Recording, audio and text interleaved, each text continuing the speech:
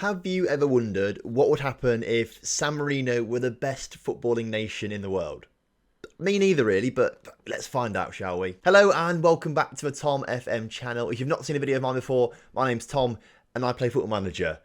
Hence the name TomFM. Either way, if you like football, ridiculous situations just like this one, and some complete bottle jobs, then this is the channel for you. Feel free to subscribe. It'll be pretty good to have you on board. Not far from 10k subscribers now either. I mean, it's not too far away, so every subscriber counts. Either way, today's experiment is a little bit different to the ones we've done recently. This time, we are trying to make San Marino the best team in the world, and doing that through various different means, using the editor and a few things like that to try and create a set of circumstances where San Marino could potentially become the best team in the world. So to do that, we need plenty of San Marino regions, and to help with that, I've downloaded the San Marino leagues from the Steam Workshop. You can find this yourself, go on the Steam Workshop, search San Marino. I've downloaded the one by Clarkson because he makes some really good databases, so that's one I downloaded. What that means is I've got the San Marino League with the 15 San Marino teams in it. It's pretty mental. The 4 teams from each group after halfway through the season get put into like the top winners group and then the bottom losers group, I suppose. And then the top 8 teams fight out for first place, which gets Champions League football, and second and third get Europa League football. So it's quite exciting. There's also a few more things that I've done personally to alter this to try and get the best possible outcome for getting good regens coming through to try and get San Marino to become the best team in the world. Now, there are a few things that we can do in the pre-game editor, the database editor for Football Manager, which you can download for free from the tools section under Steam. Now, if we go to San Marino as a country, there's a few things on this information screen here on the left-hand side, this tab, information. There's a few things here that we can tweak that's going to make it a little bit more likely that San Marino will become the best team in the world. So if we look down here, there's things like youth rating. Currently, San Marino have got a youth rating of 29, and that's out of 200. So their youth rating is pretty low, obviously. And if we want San Marino to win a World Cup, they're going to have some good regens coming through. So they need to have some good importance on that youth rating. Game importance is also something that we need to look at. Now, San Marino are apparently completely useless in the game, but we can change that, of course, to other things, such as very important. So I think what we're going to try and do is, now San Marino, if you don't know, is this tiny little country that's in the middle of Italy. So it's surrounded by all of Italy. So very handily, I've switched over to Italy here. So we can look at Italy's information here. And what I'm going to do is change things like economic power, years to nationality, game importance, and youth rating to the same as Italy's here. So if we go back to San Marino's, the economic power is up from 12 to 15. So that just, I don't know how much of a difference it actually makes, but we're going to make it anyway just because it's the same as Italy then. Years to nationality, 25. Italy's only 10, so we'll change that. That might make a big impact in terms of players becoming eligible for the national team. But again, if a 16-year-old starts playing in San Marino, they have to stay until they're 26 to actually gain that San Marino nationality to play for national side. So that might not make too much of a big difference. Game importance, we need to change that from completely useless to very important. So that's quite an important one, obviously, to change. That means that the game thinks that San Marino are going to be really wanting to challenge for continental competitions and world competitions.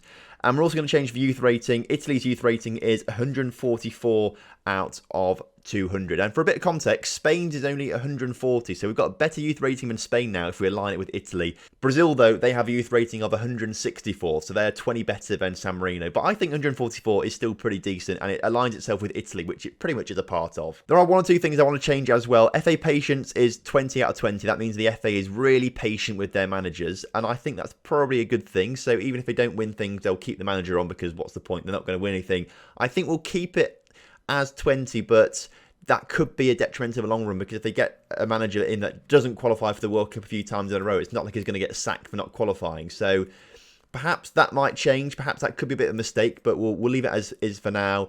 Foreign manager likelihood, though, we're going to change that to 20 out of 20 because there aren't going to be many domestic managers from San Marino that are going to be good. So we want to get a top quality international manager coming in to manage San Marino. So we're going to change that foreign manager likelihood to 20 out of 20. Other than that, they're the only things that we're going to be changing in the pre-game editor. So just those few little tweaks there, and hopefully that's going to make the world of difference going into this experiment. So what I've just done, I showed you that in the pre-game editor, which is free to download, obviously. But if you've bought the in-game editor, you can also do it in the in-game editor. Just go to San Marino as a country, click on the pencil up here, edit nation details, go to, it's all here. General, all that stuff's here. The foreign manager, FA patience, generated players, that youth rating is there, 144 that we changed it to. It's all there as well. So it just sort of depends which method you prefer. Now, to increase the likelihood, again, of good regens coming through for the San Marino leagues, I've also made a few changes to the clubs as well. You can do this, of course, in the pre-game editor that I showed earlier, but I prefer personally doing it with the in-game editor because I think it's just a little bit easier doing it that way. I'm on a club here, La Ferita, who play in San Marino leagues. We've gone to edit club details, and the first thing I did was I made the club professional. Now, that could be a little bit controversial maybe, because off the bat they are amateur clubs, but if we want them to train every single day of the week, we want them to progress pretty quickly, the players in particular, the regens in particular, they need to be professionals to train every single day. So we made all the clubs professional, which I think is fair enough. I've made the facilities 20 out of 20. Now, you could say this is controversial, but at the same time, this is a massively hypothetical situation that San Marino could become the best team in the world. So for this situation, someone's come in, he's built top class facilities for every single club. Everyone's got top junior coaching, top youth recruitment. It's all perfect for them. They just have to try and produce the regens now, hold on to those players, develop them, and hopefully the San Marino national team will become the best team in the world. Now, there is an actual football club called San Marino Calcio. They're in Serie D of the Italian leagues. They base themselves out of San Marino as well, but they play in the Italian leagues. We've also done the same thing to them. We've made them a professional club as well, and we've changed their facilities to 20 out of 20. We've not touched the finances for any single club yet. If it's not looking pretty good, we will change the finances to have good finances, but I don't really see a need to do that at the moment. And if we do that, perhaps they'll just buy players in rather than developing their own players, which is what we want them to do to get these really good regens coming through. So no change to the bank balance and stuff like that yet, but we might do it in the future. Now, the plan with this experiment is that we're going to go in 4-year cycles. So we're going to stop every 4 years and analyse. The World Cup years we're going to stop in, that is. So, of course, we've just been to 2018. Let's see the World Cup in 2018 that we've just missed, obviously, because San Marino aren't in it. So for this first experiment, we're going to go to 2022 to investigate what goes on in that next World Cup. I'm not expecting to see any sort of real change in that time, but we might start to see a little bit of progress. If we've got time, we'll go another 4 years, but the plan is to have a few episodes of this where we go further and further each time, obviously, to hopefully a point where San Marino are close to winning a World Cup, maybe a European Championship, maybe even the UEFA Division Leagues, whatever they're called at the moment. They might win one of those, for example. Any sort of trophy is good news, I think. We'll take that as a victory. So I'm going to come back in September 2022 after all the summer stuff's gone on, all the World Cup, and hopefully we'll see some interesting progress. Before we do that though, please do drop a like on the video for me if you like this idea so far and think it's going to be a pretty good experiment. Make sure you drop a comment telling me when you think San Marino are going to win the World Cup, if they ever will win the World Cup.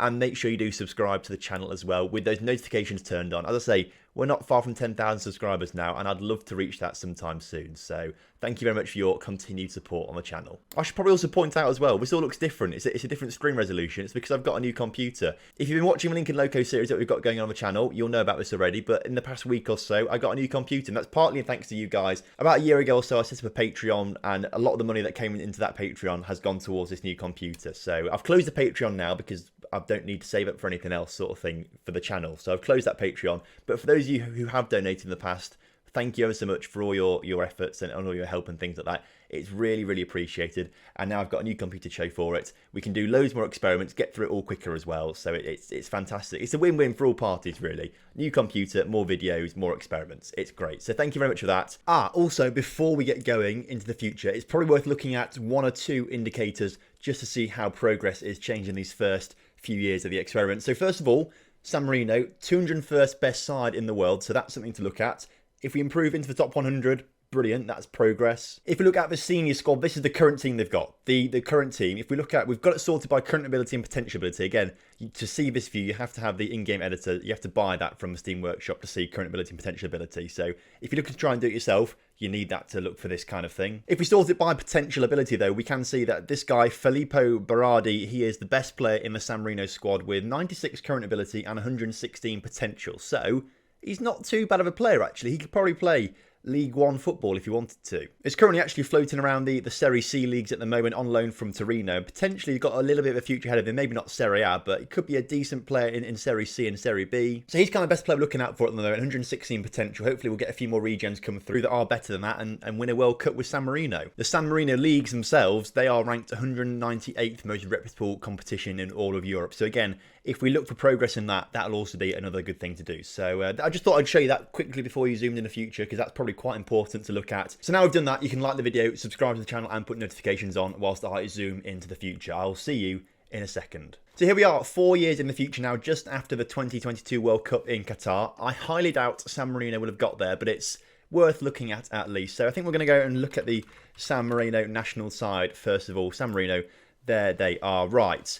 We've seen big improvement already. 168th in the world rankings. Now that is a big boost. That's up nearly 40 from where we started off. And you can see actually the progress made here in the past few years. So all the way back, 203rd at one point, and we've made our way all the way up, as you can see, up to recently reaching 168th best country in the world at football. So that is progress. I'm liking what I'm seeing there. If we look at the schedule for the past few years, we can see in the UEFA Nations League stuff, they didn't particularly have a great time. They beat Luxembourg twice, but didn't win any of the games against Belarus or Moldova. The year after that, only won the one game all year. Didn't qualify for the European Championships, obviously. Lose all the championship qualifying games. But did win a friendly against Lithuania. Scored some goals, so that's pretty good. 2020, starting to win a few more games. Wins against Liechtenstein, Kazakhstan and Gibraltar. That's pretty decent stuff, I've got to say. And a few more wins now in the UEFA League Division D. So the bottom sort of tier of the UEFA Nations competitions. Beating Belarus, Liechtenstein and Liechtenstein twice. So pretty good stuff for them. You know, that's a bit of progress. As long as we're seeing progress, I'm very happy with this experiment. 2021 then, and we're looking for World Cup qualification this time. They did actually manage to win a World Cup qualifying game, 2 of them, both against Luxembourg. So they didn't finish bottom of the group, which is pretty impressive. So that's good stuff for San Marino as they make their way up the world rankings. Obviously, didn't beat the other teams, so didn't qualify for the World Cup. But also won 2 friendlies in there, 4-0 wins over Latvia and Andorra. Again, good progress I think we're seeing right now. And as we enter 2022, of course, we're not going to be winning any World Cup games. We didn't qualify for that. But a couple of wins in there in the UEFA Nations League. It's called European League Division D here, but it's the UEFA Nations League. It's just because the Football Manager hasn't got the licence for it. But actually, looks like they might be doing okay in this. Group 3. Can we click on this? Oh, they just missed out on qualification to like the semi-finals for Division D. So if you don't know how the Nations League works, essentially you've got 4 tiers, A, B, C, D. The best teams in Europe in A, then in B, and it sort of goes on like that till we get San Marino in D, playing teams that are about their level. There's a bit of a group stage thing. The winners go to the semi-finals, and then the semi-finals go to the final, and whoever wins the final gets promoted to the next tier above, and there's also a bit of relegation, I think, as well, It's just kind of a way to try and get European teams to play more competitive games that might mean a bit more to those countries. It's more important for teams like San Marino, for example, playing against teams that are at their level rather than England, perhaps. But it's a good idea, I think. It's nearly worked out pretty well for San Marino here. I think in another 4 years' time, they'll be winning their group stage, get promoted to Division C or above a tier. So I think that's pretty good stuff for San Marino. I think this is good progress we're seeing. Let's have a look at the national team then. Let's see what's been going on. Okay then, it's already sorted by potentiality. And we have got 3 wonder kids in here. This is absolutely ridiculous. This guy, Luigi Romano, 20 years old, must be a regen. He's got 190 potential. Now that is ridiculous. This is the type of thing that we were looking for when we were creating this save and this kind of situation. We wanted some good regens to come through that are going to carry San Marino forward. And Luigi Romano is one of those chaps. 20 years old, but already got 16 finishing, 16 stamina, 16 technique, 17 work rate, determination of 12 as well. It's not too bad. That looks pretty decent to me. I'm liking that. He currently plays for Fiorentina in the San Marino National League, and to be fair, has not moved yet, which is interestingly, with that kind of potential, you'd have thought the top scouts from the top clubs around the world would have got hold of him, but not yet. Decent turnouts, I've got to say. 10 goals in 21, 14 in 26, 12 in 19. It's not too bad, I've got to say. You argue maybe with his potential, he should be doing a bit better than that, but you've got to say what a player he could turn out to be. So that's fantastic stuff. The next best player is this chap, Simeon Dolcini. He's got 189 potential. He's actually slightly better current ability than Luigi. So let's have a look at this guy. 19 years old, centre midfielder. Again, got some really, really top attributes there. Likes to dictate the tempo and tries long-range passes. Good professional personality as well. Fairly professional personality. That's what you like to see, especially with some good determination as well. He currently plays for Napoli, interestingly. So he's just made the move from Napoli on a free transfer from Trey Penn after playing there for a few seasons, getting some pretty decent average ratings. 10 goals, 11 assists in the 2020-21 season. That is pretty impressive stuff. No wonder he's made the move to Napoli. And with that kind of potential, he will be playing a key role in any of Napoli's games in the future. To be fair, it really has improved because these are the 2 best players, Berardi and Benedetti. They were the 2 best players last time when we looked just before we started this experiment. They were the best 2. Since then, plenty of good players coming in. The 3rd best player is Luca Zanotti. He's a defender. So we've got, to be fair, the spine of the San Marino squad is looking pretty decent with a top quality striker, midfielder and defender. Again, he's got some fantastic defensive attributes of 17 heading and 15 tackling. He currently plays for a team in China. Now, that's an interesting one because he's got such good potential at such a young age. I thought he would go to a top European club. Clearly not. China have come calling, paying him only £6,000 a week, so it's not like he's going in for his big payday. He could go anywhere in the world, but he's gone to China, which is a weird one, maybe. I think that's pretty incredible. I'm pretty pleased with that. I mean, he's had a great rating, to be fair, at China. 7.92 average rating in his game so far. Maybe if he's playing like that, he will improve pretty quickly. And this Chinese club, after getting on a free transfer, is going to be in for a big payday pretty soon when someone comes in to sign him. So I'm massively impressed so far from the San Marino side. That is pretty incredible. We'll have a quick look at the San Marino League as well. They've already jumped up massively by 50. They were 198th most reputable league before. They're now 148th most reputable league, which is pretty impressive stuff. Jumping up 50 places in 5 years, sorry. That is very impressive stuff. Now, I would show you the previous winners and stuff, and I would show you how the league table looks, but it's a little bit strange. If we go to last season, for example, the first season, actually, this is the 2018-19 season, you've got the first group here, and then you've also got the second group here. So the top 8 teams go into like the top group sort of thing, into a second phase. So group 1 has got these top teams, which then go into a separate sort of quarter-final, semi-final sort of phase. Group 2 just sort of play for, I think, the final 2 places actually in this quarter-final, semi-final sort of thing. So we go to the quarterfinals. You've got the top 6 from Group 1 and the top 2 from Group 2. Again, a little bit complicated. This is why I'm not going to show you for every single season. But they go to a quarterfinal and then, of course, a semi-final. You've got your 3rd and 4th place playoff.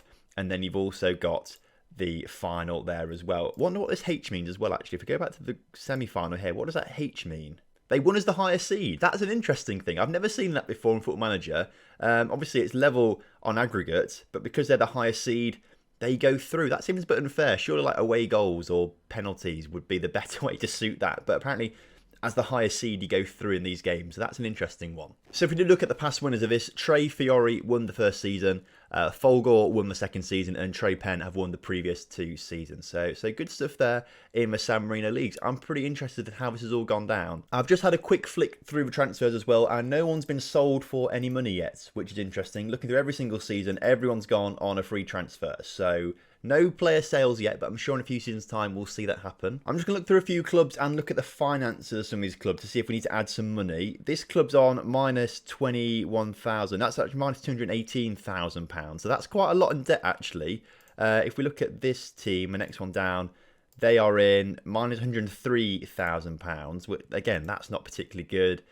This team looked like they could be in debt as well. They're actually in plus figures, £36,000 in plus figures. So a little bit of a mix here with some of these teams' finances. This team's minus £154,000. So I think what I'm going to do in between episodes is probably beef these clubs up a little bit financially. Maybe just give them £10 million, just so they can keep money going. They don't have to sell players, and they can focus on bringing good regens in and things like that. I don't want to get these clubs bankrupted, basically. So I might just put a bit of money in to try and keep things ticking over a few seasons. Now, after having a quick look at some of the clubs and where they finished in the past few seasons, La Ferita have always been in that top sort of 3. They've always got European continental competition. So we'll have a quick look at them for this episode at least. We might not look at this in future episodes, but we will look at it just now, just to save a bit of time. I'm not going to go any further in this episode just because I'm running out of bit of time. But next episode, we'll probably go for like 3-4 year cycles in next episode, maybe even 4 year cycles next episode, just because I won't have to do lots of explaining like I've had to do this episode. So to fill a little bit of time, we're going to look at quickly some continental competition stuff from some of these clubs. So La Ferita in their first season qualified for the Champions League, which was pretty decent, got through that first preliminary round, the second preliminary round, and also the first qualifying round as well. So into the second qualifying round of the Champions League, they lose to Bates, which is a bit unfortunate. Following that, they go into the Europa League qualification, and they lose that to Rosenborg in the third qualifying round. So actually, La Ferita getting pretty close to continental group stages, which is pretty decent. If they'd won that game against Rosenborg and then one more after that, they would have been in the group stages, and that's pretty impressive.